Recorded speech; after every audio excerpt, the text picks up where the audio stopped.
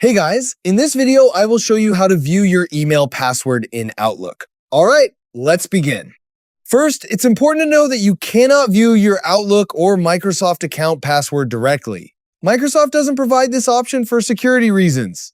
However, if you've previously saved your login details in your Google account through Chrome, you may be able to view them there.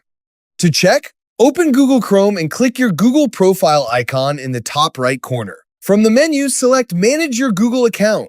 Next, click Security from the left sidebar. Scroll down until you find the Signing into Other Sites section, then select Password Manager.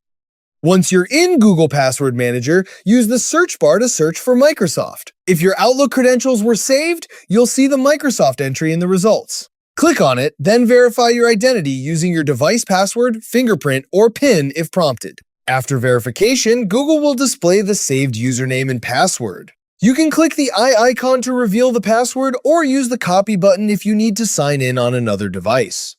So that's basically how you can view your email password in Outlook. That's it for this video. Thanks.